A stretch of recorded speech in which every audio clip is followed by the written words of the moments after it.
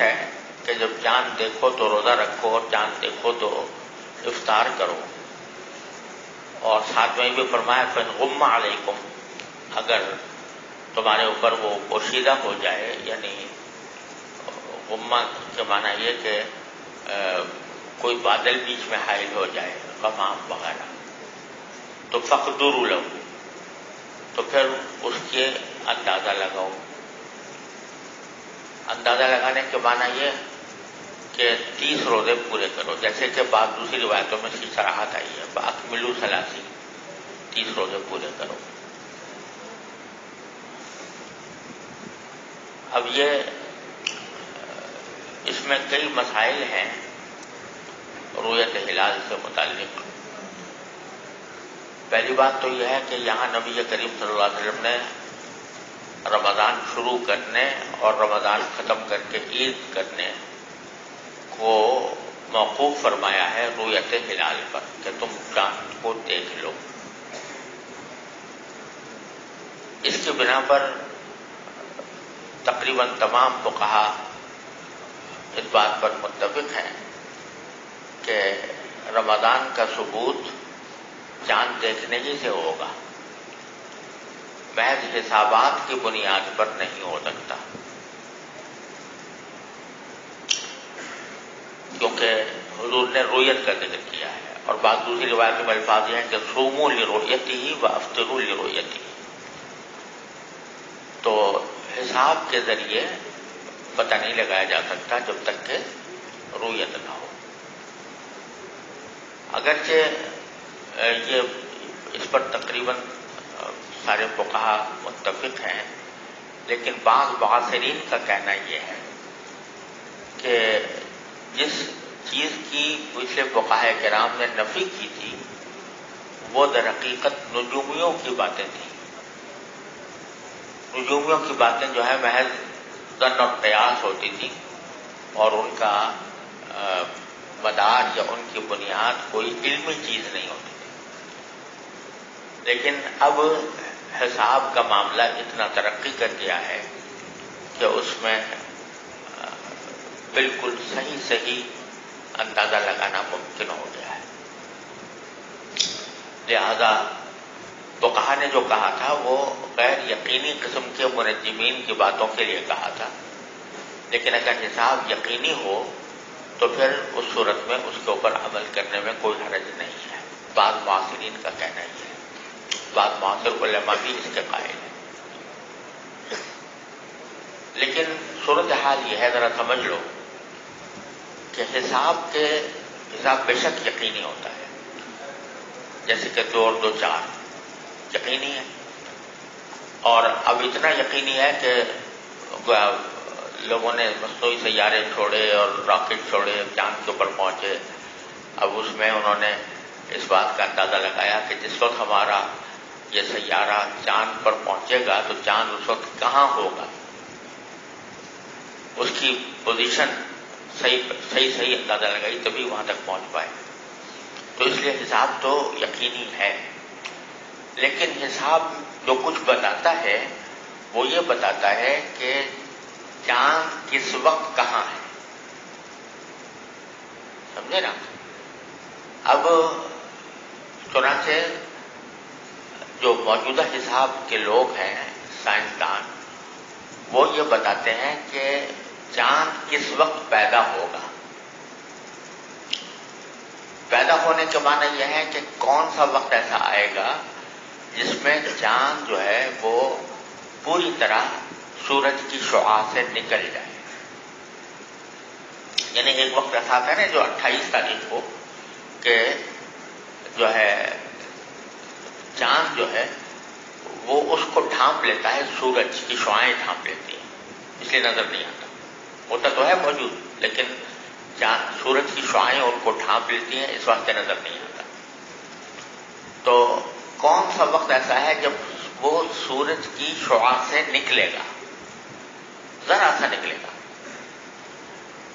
تو اس کو وہ کہتے ہیں چاند کی ولادت، چاند کی پیدائش. سمجھ گئے؟ تو چاند کی پیدائش کس وقت ہوگی یہ بات تو یقینی طور پر حساب سے معلوم ہو جاتی ہے، سمجھ گئے؟ لیکن اس چاند کا قابل رویت ہونا، اس قابل ہو جانا کہ وہ دیکھا جا سکے، اس کے بارے میں سائنسدانوں کے اقوال خود مختلف ہیں۔ بعض لوگ کہتے ہیں کہ چاند کی ولادت کے بعد کم از کم 38 گھنٹے چاہیے، 38 گھنٹے گزرنے کے بعد وہ اس لائق ہوگا کہ دیکھا جا سکے، بشرطے کہ کوئی بادل نہ ہو، بشرطے کہ غبار نہ ہو، وغیرہ وغیرہ۔ بعض کہتے ہیں نہیں 30 گھنٹے میں بھی نظر آ سکتا ہے، بعض کہتے ہیں 24 گھنٹے میں بھی نظر آ سکتا ہے، بعض کہتے ہیں 18 گھنٹے میں بھی نظر آ سکتا ہے۔ تو 18 گھنٹے سے لے کر اور 38 گھنٹے تک مختلف اقوال ہیں۔ تو یہ بات یقینی نہیں ہے کہ وہ کب قابل رویت ہوگا۔ یقینی جو بات ہے وہ کیا ہے؟ ولادت چاند کی، وہ تو یقینی ہے، لیکن کس وقت قابل رویت ہوگا اس میں بڑا اختلاف ہے خود سائنسدانوں کے درمیان، اور وہ کوئی متفقہ طور پر نہیں کہہ سکتے کہ کتنے دیر کے بعد وہ قابل رویت ہوگا، سمجھ گئے؟ تو پہلی بات تو یہ ہے کہ اس لحاظ سے حساب یقینی نہیں ہے کہ وہ قابل رویت کب ہوگا۔ اچھا، اب یہ جو اگر کہا جائے کہ بھئی چلو چاند کی پیدائشی کو معیار بنا لیا جائے کہ جب چاند کی پیدائش ہو جائے تو سمجھو کہ مہینہ شروع ہو گیا، اگر اس کو معیار بنایا جائے تو اس صورت میں حقیقت میں وہ وقت جو ہوتا ہے چاند کی پیدائش کا وہ بھی ایک محاق کی حالت ہوتی ہے، یعنی نظر نہیں آ رہا ہوتا چاند، تو اس سے بہت گڑبڑ واقع ہوتی ہے۔ اگر اس کو مدار بنایا جائے تو بہت ساری گڑبڑیں پیدا ہو سکتی ہیں۔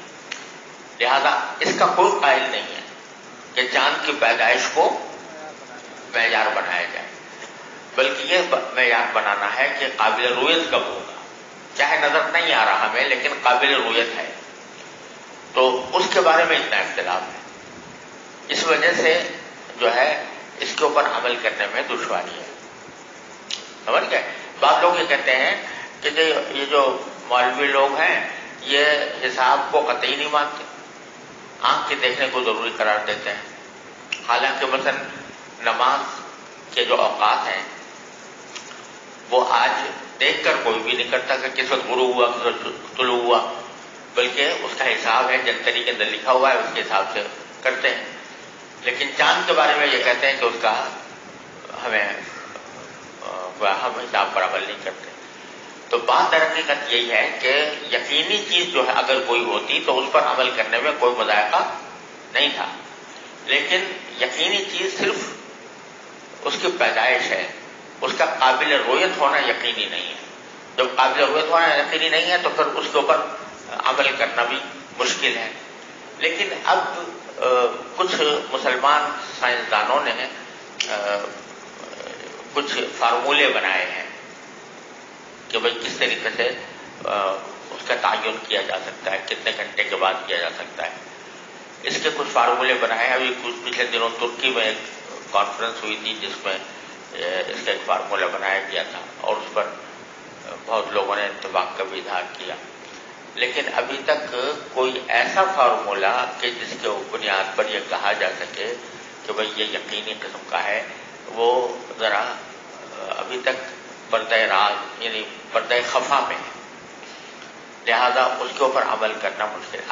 اگر ایسا کوئی فارمولہ دریافت ہو جائے تو میں ذاتی طور پر یہ سمجھتا ہوں کہ آج کل کے حالات میں اس کے اوپر عمل کر لینے میں کوئی حرج نہیں ہے، اور وجہ یہ ہے کہ آج کل رؤیت ہلال کا مسئلہ جو ہے ساری دنیا میں ایک بڑا زبردست اختلافات کا سبب بن گیا ہے، اور ان اختلافات کی وجہ سے ایک ہی خاندان کے کچھ افراد روزہ رکھ رہے ہیں، کوئی عید منا رہے ہیں۔ خاص طور سے مغربی ملکوں میں، انگلینڈ میں اور امریکہ میں یہ بہت بڑا مسئلہ ہے اور اس کی وجہ سے بڑی پریشانیاں پیدا ہوتی ہیں، اور حالات ایسے ہو گئے ہیں کہ مواصلات کے ذرائع اتنے تیز رفتار ہو گئے ہیں کہ یہاں پر روزہ ہے اور دوسری جگہ عید ہے، 1 گھنٹے روزہ رکھ کے آدمی چلا کہ وہاں پہنچا دوسری جگہ تو وہاں پر عید ہو رہی تھی، اور عید کے دن چلا کہ دوسرے شہر میں پہنچا تو وہاں روزہ رکھے ہوئے تھے لوگ۔ اس قسم کے مسائل بہت زیادہ پیدا ہو گئے ہیں۔ اگر کوئی فارمولہ ایسا دریافت ہو جائے تو میں ذاتی طور پر سمجھتا ہوں کہ اس میں کوئی حرج نہیں ہے اگر اس پر عمل کیا جائے، لیکن ابھی تک متفقہ فارمولہ کوئی ہوا نہیں دریافت۔ قرآن کریم سے بھی معلوم ہوتا ہے کہ چاند کا پورا حساب، والقمر قدرناہ منازل حتی تعلموا عدد السنین والحساب، والقمر قدرناہ منازل حتی تعلموا عدد السنین والحساب، قرآن کریم خود کہہ رہا ہے کہ ہم نے ایسی منزلیں مقرر کر رکھی ہیں۔ لہٰذا اگر کوئی فارمولہ ایسا دریافت ہو جاتا ہے تو اس میں بہت زیادہ تشدد کی ضرورت مجھے نہیں معلوم ہوتی۔ ایک بات تو یاد کرنی۔ دوسری بات یہ ہے جو ایک بہت بڑا مسئلہ روئے ہلال کے سلسلے میں پیدا ہوتا ہے، وہ ہے اختلاف مطالع کا۔ یہ بحث کہیں پڑھی آپ نے؟ تو اس کو ذرا سمجھ لو۔ اختلاف مطالع جو ہے اس کا مطلب یہ ہے کہ مختلف جگہوں پر صورتحال یہ ہوتی ہے کہ کہیں چاند نظر آتا ہے، کہیں نظر نہیں آتا، تو مسئلے لوگوں کے مختلف ہوتے ہیں۔ تو آیا اختلاف مطالع کا اعتبار کیا جائے؟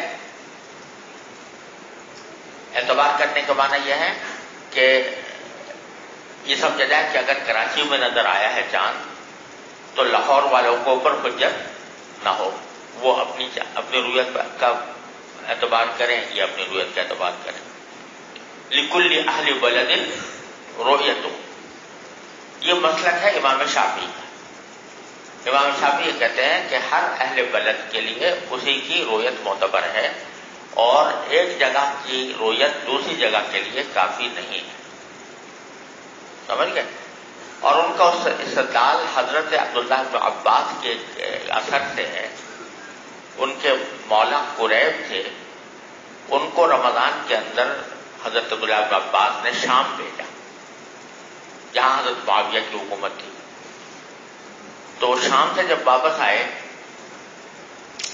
تو انہوں نے پوچھا کہ بھائی آپ لوگوں نے وہاں شام میں کس وقت روزہ وہ دیکھا تھا چاند؟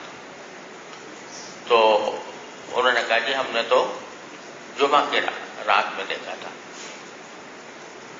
تو کہا جمعہ کی رات میں دیکھا تھا؟ ہم نے تو جمعہ کی رات میں چاند نظر نہیں آیا، ہمیں تو سبت کی رات میں چاند نظر آیا۔ تو اور قریب نے کہا کہ ہم نے بھی دیکھا، حضرت معاویہ نے بھی دیکھا، انہوں نے بھی روزہ رکھا، ہم نے بھی روزہ رکھا۔ تو حضرت عبداللہ بن عباس نے فرمایا لیکن ہم نے تو سبت کی رات میں دیکھا تھا، تو ہم تو اب روزے رکھتے رہیں گے جب تک کہ ہم اپنے خود یہاں چاند نہ دیکھ لیں یا 30 دن پورے نہ ہو جائیں۔ گویا انہوں نے وہاں کی رویت کا اعتبار نہیں کیا۔ اس پر مدار ہے امام شافعی رحمۃ اللہ علیہ کے مذہب کا۔ وہ کہتے ہیں اختلاف مطالع کا اعتبار نہیں ہے۔ باقی سارے فقہا، مشہور تو یہ ہے کہ یہ حنفیہ کا قول ہے، لیکن حقیقت میں سارے فقہا، مالکیہ، حنابلہ، وہ بھی اس بات کے قائل ہے کہ اختلاف مطالع کا اعتبار نہیں ہے، یعنی ایک جگہ کی رویت دوسری جگہ کے لیے بھی معتبر ہو سکتی ہے۔ سمجھ گئے؟ اور اس بنا پر اگر اس قول کو اختیار کیا جائے، اور حنفیہ کا جو اصل ظاہر و روایت کا قول ہے وہ یہی ہے کہ اگر اہل مشرق نے چاند دیکھ لیا، اہل مغرب نے چاند دیکھ لیا، تو اہل مشرق کے اوپر بھی حجت ہوگا، بشرطے کہ وہ صحیح طریقے سے اس رویت کا ثبوت مشرق میں ہو جائے۔ اور اگر عقلاً دیکھا جائے تو اختلاف مطالع کو معتبر ماننے کا کوئی جواز نہیں ہے۔ اس کی تفصیل یہ ہے، ذرا سمجھو کہ جب چاند افق پر نمایاں ہوتا ہے، افق پر جب ظاہر ہوتا ہے تو وہ زمین کے اوپر اپنے دیکھنے والوں کے اعتبار سے ایک قوس بنتا ہے، ایک کمان جیسی ہوتی ہے یہ، سمجھے؟ جو اس قوس کے اندر ہوگا وہ چاند دیکھے گا، جو قوس سے باہر ہوگا اس کو چاند نظر نہیں آئے گا، سمجھ گئے؟ فرض کر لو میں ایسے ہی سمجھانے کے لیے یہ میرا جو ڈیسک ہے یہ قوس ہے، تو جو اس قوس کے اندر ہے وہ چاند دیکھے گا، جو قوس سے باہر ہے وہ نہیں دیکھے گا، ٹھیک؟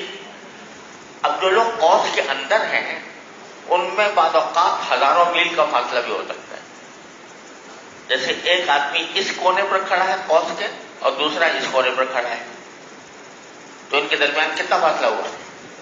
سینکڑوں ہزاروں میل، سمجھ گئے؟ لیکن ان کا مطلب متحد ہے، یہ بھی دیکھ رہا ہے اور یہ بھی دیکھ رہا ہے، ٹھیک؟ اور جو قوس سے باہر ہے وہ چاند نہیں دیکھتا۔ اب ایک آدمی قوس کے اس کنارے پر کھڑا ہے، وہ دیکھ رہا ہے کہ نہیں؟ دیکھ رہا ہے، اور دوسرا اس قوس سے باہر یہاں کھڑا ہے جس کے درمیان 10 میل کا فاصلہ ہے، سمجھے نا؟ تو نہیں دیکھا، لہذا 10 میل پر بھی مطلب مختلف ہو سکتا ہے اور سینکڑوں میل پر بھی ایک جیسا رہ سکتا ہے، سمجھ گئے نا؟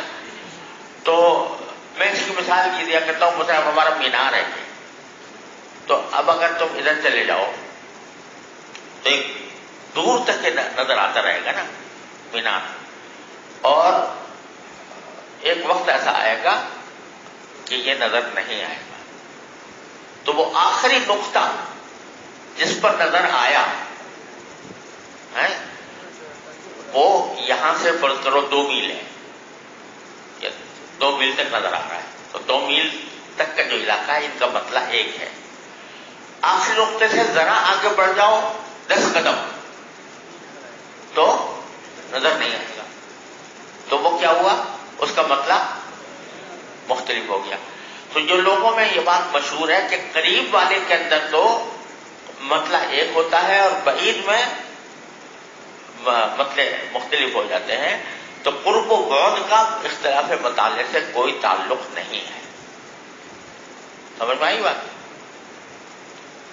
اچھا، اب اگر ایسا ہوتا کہ ہمیشہ زمین پر جو قوس بنتی ہے وہ ہمیشہ ایک ہی ہوتی،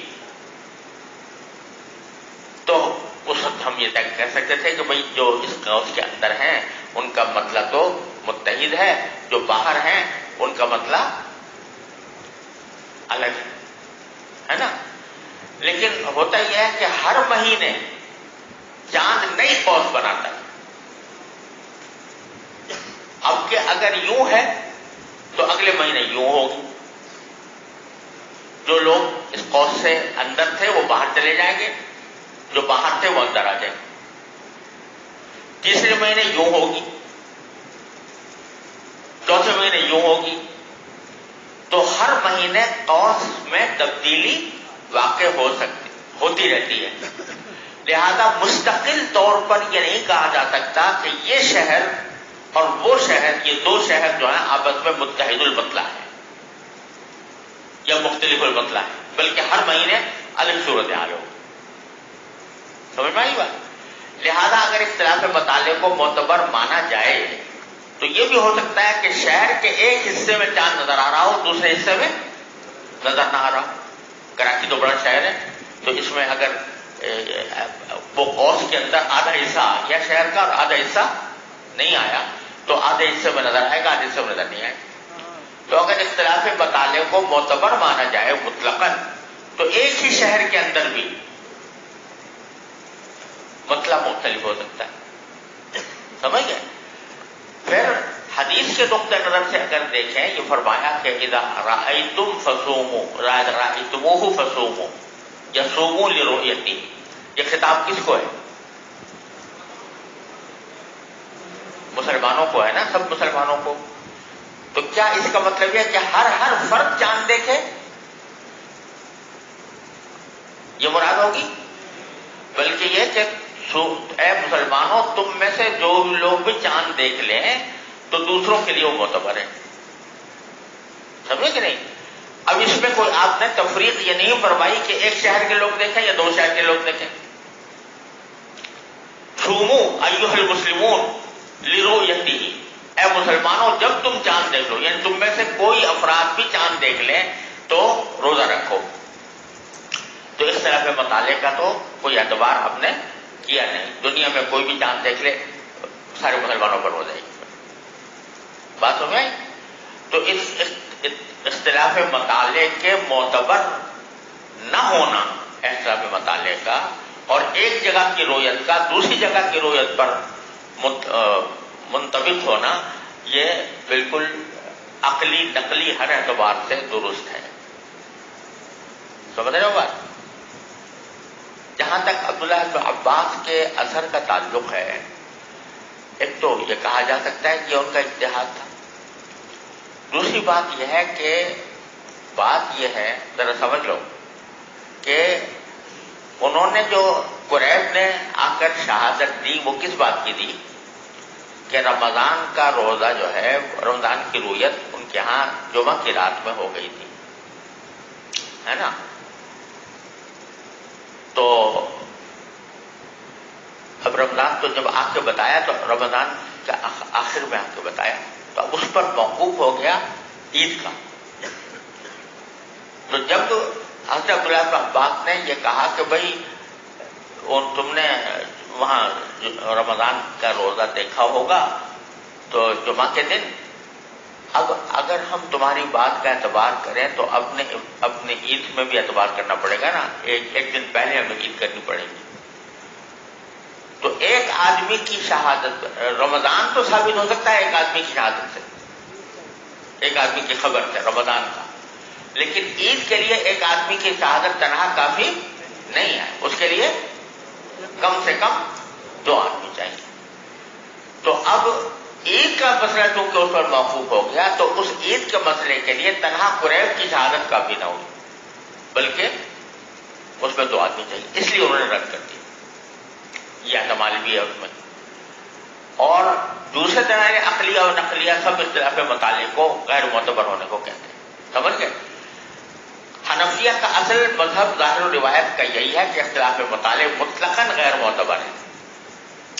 لیکن متاخرین میں سے بعض حضرات نے، جیسے علامہ زیلعی نے لکھ دیا کہ بھئی بلاد ناحیہ میں اعتبار کرنا چاہیے اختلاف مطالعے کا، یعنی دور دراز کے علاقوں میں. سمجھے نا؟ انہوں نے وہ اس تقدیر پر فرمایا کہ دور ہونے کا نتیجہ ضرور یہ ہوگا کہ مسئلہ مختلف ہو جائے گا. لیکن ابھی میں نے جو آپ کے سامنے تشریح بیان کی اس سے کیا پتہ چلتا ہے کہ دور ہونے یا قریب ہونے سے کوئی فرق نہیں پڑتا. لہذا یہ جو بات کہی گئی ہے یہ امام ابو حنیفہ کی بات نہیں ہے. امام ابو حنیفہ کی بات یہی ہے کہ اختلاف مطالعے مطلق معتبر ہے. لہذا اگر آج مسلمان اس بات پر اتفاق کر لیں جو امام ابو حنیفہ کا قول ہے اختلاف مطالعے کے مطابق، تو ساری دنیا میں ایک دن روزہ ایک دن افطار ہو سکتا ہے اگر امام ابو حنیفہ کی بات کا پر سب لوگ متفق ہو جائیں. سمجھ گئے؟ لیکن مشکل یہ ہے کہ متفق نہیں ہوتے اور اس کے نتیجے کو کہنا ہے چلے مطالعے معتبر ہے لہذا ہم نہیں مانتے، ادھر کی یہاں کی رویت دوسری جگہ نہیں مانتے. سمجھے؟ ہم پاکستان کے اندر مرکزی رویت حال کمیٹی قائم ہے اسی کام کے لیے، اور وہ ہمارے بزرگوں نے بڑی محنت سے اور بڑی جد و جہد کے بعد وہ قائم کروائی تھی، اس لیے تاکہ سارے ملک کے اندر ایک دن روزہ یا عید ہو سکے. اسی کی بنیاد پر عمل ہوتا ہے.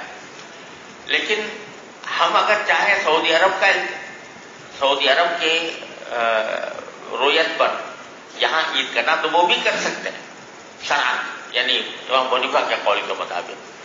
لیکن وہاں ایک دشواری یہ پیدا ہو گئی ہے سعودی عرب میں کہ ان کے ہاں ایک مسئلہ یہ ہے کہ وہ شہادتوں، ایک تو ہوتا یہ ہے افسوسناک صورتحال یہ ہے بہت عرصے دراز سے کہ وہ عید اور بقرعید کے چاند کا تو دیکھنے کا وہ کرتے ہیں، اہتمام کرتے ہیں. بیچ کے جو مہینے ہیں ربیع الاول، ربیع الثانی وغیرہ مثلا، ان کی رویت کا اہتمام نہیں ہوتا، مدتوں ایسا ہوتا. اب جب وہ فرض کرو 29 شعبان آیا، اس دن انہوں نے رویت کا اہتمام کیا. یہ کیا پتا کہ یہ 29 شعبان ہے،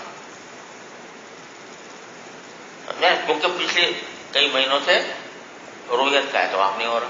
ایک زمانے تک تو یہ ہوتا تھا. اب کہتے ہیں میں نے خود بات کی وہاں کے لوگوں سے، تو انہوں نے کہا کہ نہیں، اب ہم سارے مہینوں کا کرنے لگے ہیں.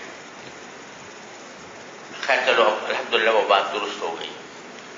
لیکن دوسری طرف یہ بھی ہے کہ وہ بعض اوقات ایسے وقت میں شہادت قبول کر لیتے ہیں جبکہ چاند کا نظر آنا ناممکن ہو.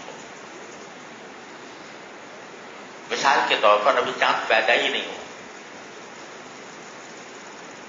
چاند ابھی پیدا ہی نہیں ہوا، اور نے کہا کہ گواہوں کی گواہی آ گئی ہے، لہٰذا پیدا کر. اس بات کے بعد اوقات ہمارے اور ان کے درمیان 2 دن کا بھی فرق ہوا ہے کبھی کبھی، سمجھے نا. تو یہ مسئلہ جو ہے یہ ذرا تھوڑا سا پیچیدہ ہو گیا، اور یہ بہرحال ایک اجتہادی مسئلہ ہے کہ وہ یہ کہتے ہیں کہ بھائی چاند پیدا ہوا یا نہیں ہوا اس کا شریعت سے کوئی تعلق نہیں ہے. اب تو شہادت کے اوپر شمول رویتی وقت رویتی. لیکن ایک بہت بڑی جماعت یہ کہتی ہے، میرا بھی یہی کہ اگر چاند ابھی پیدا ہی نہیں ہوا تو ناممکن ہے اس کی رویت، سمجھے نا.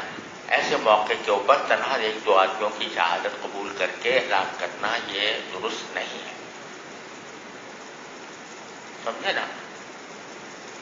کیونکہ میں نے ابھی بتایا تھا کہ یہ بات تو یقینی نہیں ہے کہ کب قابل رویت ہوا، لیکن پیدائش جو ہے وہ یقینی ہے. اگر پیدائش سے پہلے کوئی آپ کے آدمی گواہی دے کہ میں نے چاند دیکھا، تو وہ ایسا ہی ہے جیسے کوئی شخص آ کے گواہی دے 28 تاریخ کو کہ میں نے چاند دیکھ لیا، سمجھے. اس کا کوئی اعتبار نہیں، وہ شہادت متہم ہے، لہذا اس شہادت کو رد کرنا چاہیے. پچھلے دنوں خود مکہ مکرمہ میں ایک کانفرنس تھی رویت ہلال کے بارے میں، جس کے لیے میں نے مقالہ بھی لکھا، وہ چھپ بھی کیا ہے. تو وہاں سارے علماء تقریباً اس بات پر متفق ہو گئے، قرارداد پاس ہو گئی کہ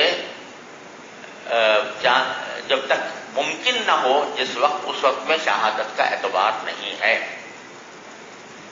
سمجھے.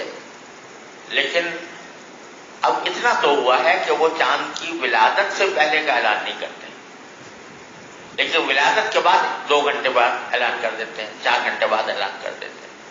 حالانکہ کم از کم 18 گھنٹے تو سبھی متفق ہیں کہ 18 گھنٹے ہوتے ہیں، لگتے ہیں. اس وجہ سے ذرا سعودی عرب کے ساتھ چلنا مشکل ہو گیا، سمجھ گئے. لیکن بہرحال چونکہ وہ ایک اجتہادی مسئلہ ہے اور معاملہ مجتہد فی ہے، لہذا اگر کچھ لوگ سعودی عرب کی رویت پر کرتے ہیں، جیسے انگلینڈ میں کرتے ہیں، امریکہ میں کرتے ہیں، تو بہرحال ان کو بالکل باطل نہیں کہا جا سکتا. وہاں اتنا جھگڑا ہے مغربی ملکوں میں، یورپ میں اور امریکہ میں، کہ کوئی حد و حساب نہیں. تو میں ان سے یہ کہتا ہوں کہ بھائی یہ معاملے مجتہد فی ہیں، ان میں کسی کے قول پر بھی عمل کر لو، لیکن خدا کے لیے متحد ہو جائے. مسلمانوں کے درمیان تفرقہ جو ہے یہ بدترین برائی ہے.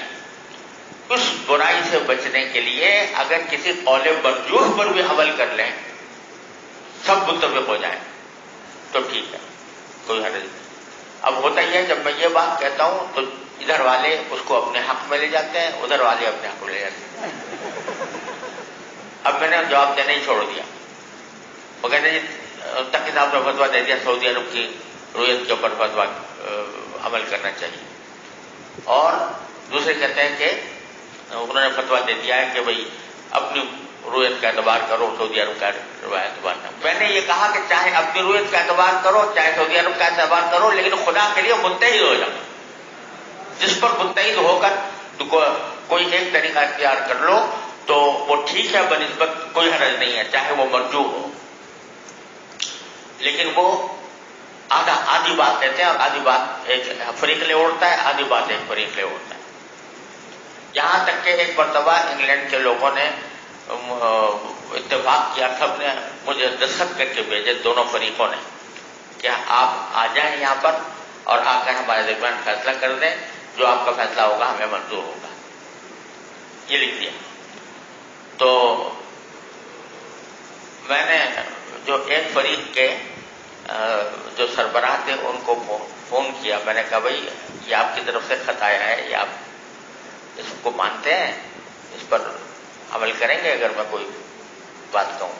کہ جی بالکل کریں گے، اور آپ تو ظاہر ہے یہی فتویٰ دیں گے.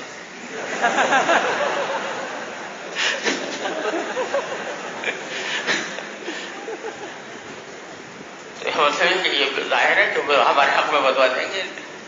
تو میں نے اب یعنی جب آدمی اس نقطۂ نظر سے کسی کو یہ کہے کہ بھائی تم فیصلہ کر دو کیونکہ تم میرے حق میں فیصلہ دو گے، تو اس میں آدمی کیا جائے. میں نے کہا بھائی معاف کرو، اللہ میں آپ سے معافی مانگتا ہوں، میں ایسے صورت میں نہیں آ سکتا. تو یہ ایک ایسی چیز بن گئی ہے کہ جس کے اوپر ایک لڑائی جھگڑا اور جو ہے اتنا جمود اپنی رائے کے اوپر کہ دوسرے کی رائے سننے کے لیے تیار نہیں ہے. لیکن جیسے میں نے رکھا کہ معاملہ مجتہد فی ہے، اور جھگڑا جو ہے وہ ایسی چیز ہے کہ نبی کریم صلی اللہ علیہ وسلم نے کعبے کی بناء ابراہیمی کو چھوڑ دیا. کس وجہ سے؟ کہ فتنہ نہ پیدا ہو جائے. یہاں فتنے ہے کہ ہر ایک اپنے اس کے اوپر جمع ہو بیٹھا ہے اور دوسرے کی بات سننے کو تیار نہیں. استغفر اللہ ربی. بہرحال جو حقیقت ہے وہ میں نے عرض کر دی. اگر سب متفق ہو جائیں تو ساری دنیا میں ایک دن روزہ، ایک دن عید ہو سکتی ہے امام ابو حنیفہ کے قول کے مطابق.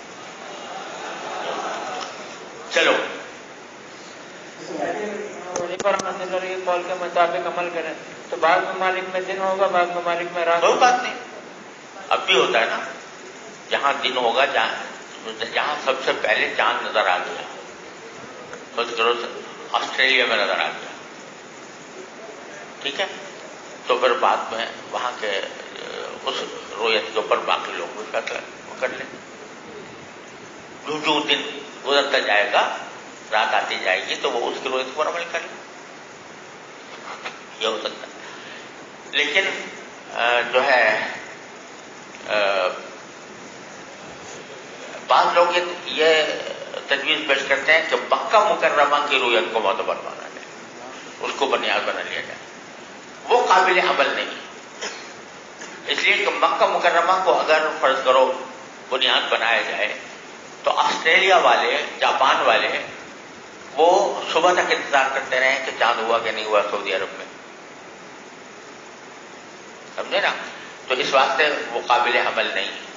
لیکن یہ قابل عمل ہے کہ اگر آسٹریلیا میں نظر آ گیا تو باقی ساری دنیا والے جو ہیں اس کی پیروی کر لیں. سمجھ گئے؟ جی جی اگر ایسا فارمولہ کر دو. اگر ایسا فارمولہ دریافت ہو جاتا ہے جس میں یقینی طور پر پتہ لگ جاتا ہے کہ قابل رویت ہے، لیکن دیکھا ایک شخص نے بھی نہیں ہے، تو تب بھی اس فارمولے کا یعنی میں سمجھتا ہوں کہ اگر ایسا قابل عمل فارمولہ نظر متعین واضح ہو جائے تو میں سمجھتا ہوں کہ ایسا کرنے میں کوئی حرج نہیں. سوال یہ ہے کہ چاند جو طلوع ہوتا ہے وہ مغرب کی طرف سے طلوع ہوتا ہے. صحیح ہے. تو اس کو جو دیکھا جائے گا تو پہلے مغربی ممالک میں نظر آئے گا، بعد میں مشرقی ممالک میں نظر آئے گا. صحیح. بعض اوقات چاند جب طلوع ہوگا، صحیح کہہ رہے ہیں، میں نے الٹا کہہ دیا. بعض اوقات چاند مغربی ممالک میں مجھ سے غلطی ہو گئی، میں نے آسٹریلیا کو کہہ دیا، میں ادھر مغرب والے. جی ہاں جی. ایک حدیث شریف میں رویت ہلال کے بارے میں یہ آیا ہے کہ حضور صلی اللہ علیہ وسلم نے فرمایا کہ نحن امیون، ہم پر لوگ ہیں، ہمیں کتاب حساب وغیرہ کرنا نہیں آتا. جی تو اگر جدید فارمولا کے ذریعے اگر چاہے رؤیت ہلال پر یقینی طور پر فیصلہ کیا جائے تو یہ حدیث شریف کے خلاف ورزی نہیں آئے؟ اصل میں نبی کریم صلی اللہ علیہ وسلم نے جو امت الامیہ فرمایا تھا، آگے آ رہا ہے وہ حدیث آ رہی ہے، تو یہ فرمایا تھا کہ ہم جو ہیں اشار ہاکذا وہاکذا وہاکذا او ہاکذا وہاکذا وہاکذا، یہ فرمایا تھا۔ تو مطلب یہ ہے کہ ہم بعض اوقات عدد کا ذکر نہیں کرتے، اشاروں سے کام لیتے ہیں، سمجھے نا؟ تو مہینہ یا 30 کا ہوگا یا 29 کا ہوگا، اس میں وہاں شمولی رویتی اور افضل رویتی وہاں پر مذکور نہیں ہے، لہذا اس جگہ پر یعنی اس کو وہاں پر جا کر منتقل کرنا یہ ضرورت۔ اب یہ تو اس کا مطلب اگر اس کو یوں لیا جائے کہ بھئی حضور نے کہہ دیا تھا کہ ساری زندگی امت، ہم امی امت ہیں، لہذا نہ لکھتے ہیں نہ حساب کرتے ہیں، تو اس کا مطلب یہ کہ ساری زندگی امت مسلمہ جو ہے نہ لکھے نہ حساب کرے، یہ مقصود تو نہیں تھا نا۔ اور اس حدیث میں شمول رویتی اور تل رویتی کا کوئی ذکر نہیں ہے، بلکہ فرمایا کہ بھئی ہم بجائے اس کے کہ یوں کہیں کہ 30 اور 29 ہوگا، ہم یہ کہتے ہیں ہاکذا وہاکذا وہاکذا او ہاکذا وہاکذا وہاکذا، یہ بات فرمائی تھی بس، باقی رویت کے ساتھ اس کا ذکر نہیں ہے امت الامیہ لاتو اور ناسب کا۔ جی باب من صام رمضان ایمان، جی اگر مرکز رویت ہلال کمیٹی کے علاوہ اگر کوئی اور کمیٹی والا رویت ہلال کا فیصلہ کر لے تو وہ فیصلہ اس علاقے کے لیے رویت معتبر ہو گیا نہیں؟ دیکھو مرکزی روزہ کمیٹی نے اگر چاند نہیں دیکھا اور یہ کہا کہ بھئی آج چاند نظر نہیں آیا، لیکن کسی شہر میں نظر آ گیا لوگوں کو، تو ان کو تو پہلے تو چاہیے کہ مرکزی روزہ سے کمیٹی سے رابطہ کریں، ان کو بتائیں کہ بھئی ہم یہاں پر اتنی شہادتیں ہیں، اور مرکزی روزہ کمیٹی کو چاہیے کہ وہ اس کو سنیں اور سن کر پھر اس کے مطابق فیصلہ کریں۔ لیکن اگر کسی وجہ سے رابطہ نہیں ہو پایا اور کسی ایک شہر میں چاند نظر آ گیا یا ایک اور وہاں پر شہادتیں گزر گئیں، تو وہاں کی رویت صرف اسی شہر کے تک محدود ہوگی، اس کو پورے صوبے کے یا پورے ملک کے اوپر معتبر نہیں مانے، کیونکہ ان کو ولایت حاصل نہیں۔ ولایت جو ہے وہ مرکزی ولایت روزہ کمیٹی کو حاصل ہے، ولایت اس شہر کے کسی قاضی کو یا شہر کے کسی عالم کو حاصل نہیں ہے۔ وہ اپنی جگہ کے لیے کہہ سکتا ہے کہ بھئی یہاں ہم نے شہادتیں لی ہیں، اس شہر کے اندر چاند نظر آ گیا ہے، لہذا یہاں کے شہر کے لوگ روزہ رکھیں، ٹھیک ہے، لیکن اس کا یہ قول اس شہر کے علاوہ کسی اور شہر پر معتبر نہیں ہے۔ جی مرکزی ہلال کے نمائندے تو ہر صوبے میں پائے جاتے ہیں، ہاں، تو اگر کسی صوبے میں چاند دیکھنے کی بات پھیلتی ہے تو یقیناً ان تک یہ بات پہنچتی ہے، تو ان کی ذمہ داری بنتی ہے کہ اس پر عمل کریں اور تحقیق کریں۔ عمل نہ کریں، تحقیق کریں، ہاں تحقیق کریں، تحقیق کرنا پڑے گا، لیکن پھر آج کل اس طرح ہوتا ہے کہ وہ کسی کی بات سنتے نہیں اور اسی پر عمل کیا جاتا ہے۔ نہیں، ایسی بات نہیں ہے، ایسی بات نہیں ہے، اگر ان کے پاس شہادتیں جائیں گی تو وہ ضرور اس کی تحقیق کریں گے، ایسا نہیں ہوتا، یہ خامخواہ حق درمی کی بات ہے کہ ہم ان تک نہیں پہنچائیں گے، ہم خود لیں گے شہادتیں، تو یہ غلط بات ہے۔ جی جیسے جیسے مغرب کے ممالک کی طرف جاتے ہیں تو چاند کے نظر آنے کا اعتبار بڑھ جاتا ہے، صحیح، کیونکہ چاند کی عمر بڑھ گئی ہوتی ہے، صحیح۔ تو اگر آپ نے جیسے فرمایا کہ آسٹریلیا میں نظر آیا تو یقیناً اس کے مغرب کے ممالک میں تو نظر آنے کی کبھی امید بھی ہے اور اس پہ فیصلہ بھی کیا جا سکتا ہے، جی، لیکن اگر مثال کے طور پر برطانیہ میں یا ایسے ملک میں نظر آیا اس میں تو نظر آیا، جی، اب چونکہ پچھلے جو مشرق کے ممالک ہیں انہوں نے دیکھا بھی نہیں اور اس کے دیکھنے کا امکان بھی نہیں تھا، اب اگر ہم اس کو سارے دنیا میں نافذ کرتے ہیں تو یقیناً آسٹریلیا جیسے ممالک میں وہ اگلے دن ہی روزہ رکھ سکتے ہیں نا، یا اس دن کیسے کیا جا سکتا ہے ایک ہی دن؟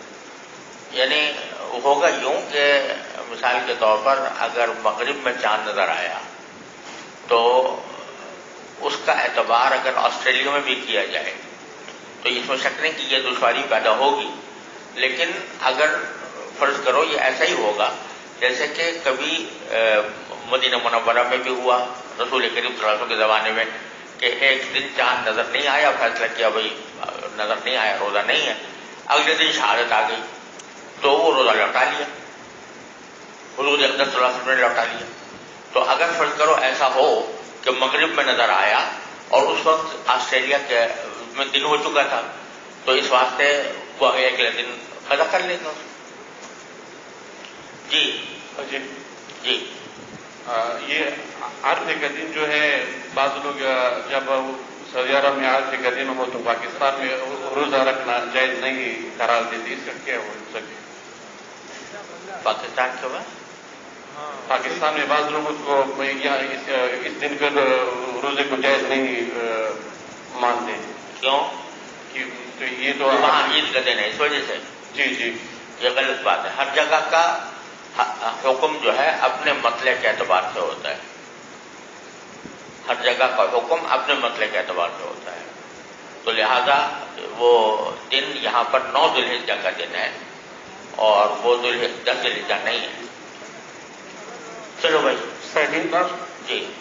عرفے کے دن کو جو فضیلت حاصل ہے، بعض لوگ کہتے ہیں کہ وقوع عرفہ کی وجہ سے، تو وہ دونوں قول ہیں، لیکن زیادہ صحیح یہ ہے کہ وہ 9 تاریخ جو ہے ذی الحجہ سے یوم النحر سے ایک دن پہلے، تو وہ فضیلت اس کو بھی حاصل ہے۔